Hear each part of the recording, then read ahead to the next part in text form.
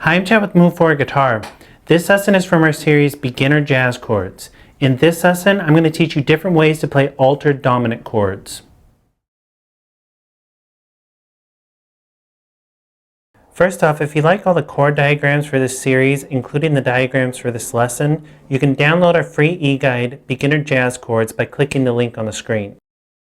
So I'm going to show you some different ways to play altered dominant chords. And altered dominant chords mean you have a dominant 7 chord with a flat 5 or a sharp 5 or a flat 9 or a sharp 9 or a combination of those. And flat 5 is also known as sharp 11 and sharp 5 is also known commonly as flat 13. You'll see that as well. And these chords are very common in jazz. So if you want to get into jazz, you have to learn altered dominant chords. And the most common way that you're going to find them is building tension going back to the 1 chord. So for example, like a 2-5-1 progression, which is the most common progression in jazz, that 5 chord, which is a dominant chord, you can make an altered dominant chord, which creates more tension going back to the 1 chord. So if I had a really simple 2-5-1 in the key of C, which would be D minor to a G7, I could play a G7 sharp 5 instead, and that creates tension. And then I could go to a C major 7 type chord. So it creates that tension before that 1 chord, before going back to the 1 chord.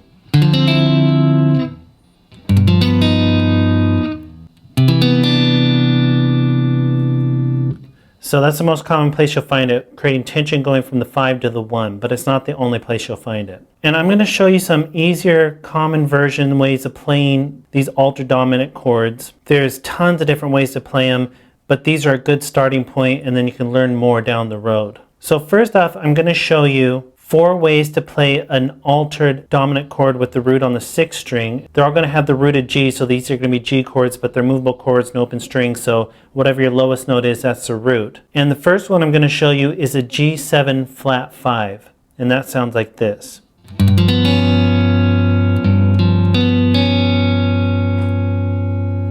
And the way you fret that is with your 2nd finger on the 6th string 3rd fret, your 3rd finger on the 4th string 3rd fret, your 4th finger on the 3rd string 4th fret, and your 1st finger on the 2nd string 2nd fret. So that's a G7 flat 5, and the voicing is root, flat 7, 3, flat 5. So that's where your flat 5 is right there. And the rest of it's just a dominant 7 chord. And you're adding that flat 5th in. The next one is a G7 sharp 5.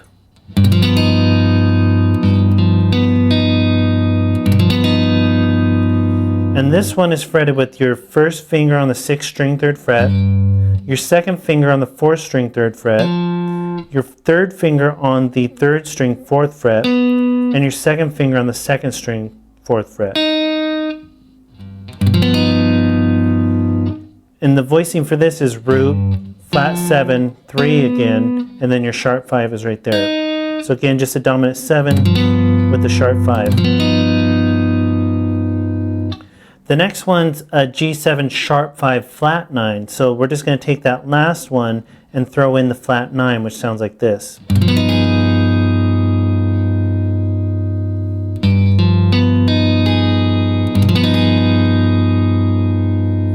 And this one, you need to fret a little bit different than the last one. You have your 1st finger on the 6th string 3rd fret, your 2nd finger on the 4th string 3rd fret still, but then you create a bar with your 3rd finger and catch the 3rd, 2nd, and 1st string in the 4th fret.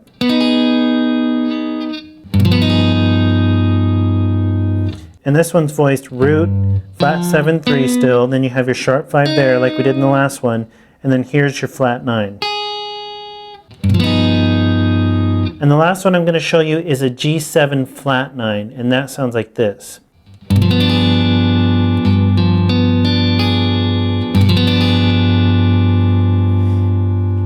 And this one you really need to change up to fret it, and that's using your thumb on the 6th string 3rd fret, your 1st finger on the 4th string 3rd fret, your 3rd finger on the 3rd string 4th fret, your 2nd finger on the 2nd string 3rd fret, and your 4th finger on the 1st string 4th fret.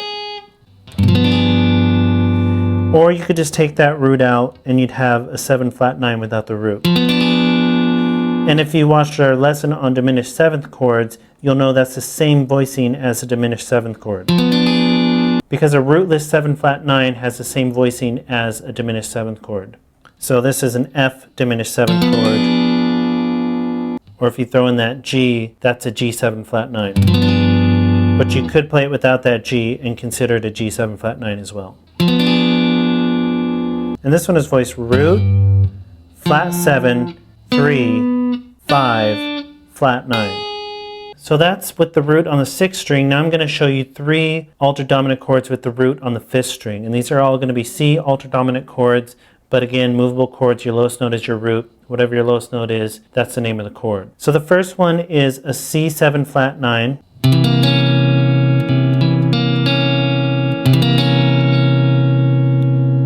And this is fretted with your 2nd finger on the 5th string, 3rd fret, creating a little bar with your 1st finger catching the 4th string through the 2nd string in the 2nd fret, and then using your 3rd finger to fret the 3rd string, 3rd fret.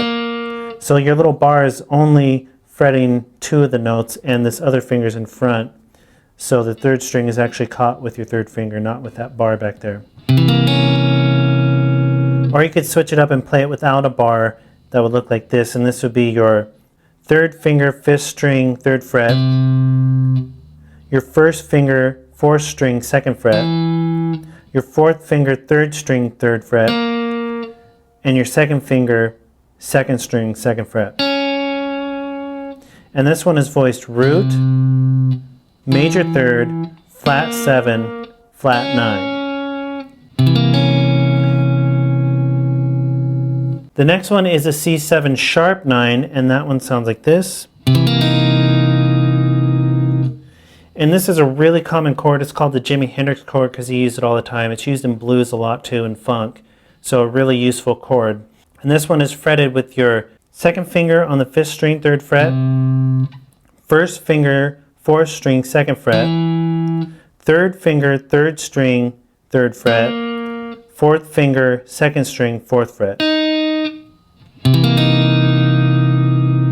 And this one is voiced root, 3, flat 7, sharp 9. So you can see it's just a regular dominant 7 chord. Move your pinky out 1/2 step. That makes it from a regular 9 to a sharp 9.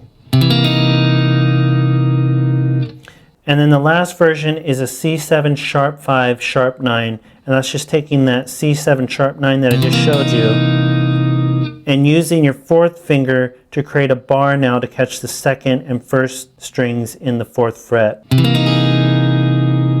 And that 1st string in the 4th fret is now your sharp 5.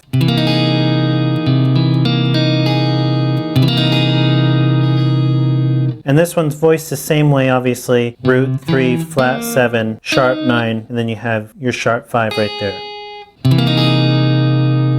So those are different ways to play altered dominant chords. Like I said, there's lots of other ways to play altered dominant chords, but these will really help get you started, and they're worth learning first because they're a little easier to play than some of the others, and they are really common versions of altered dominant chords.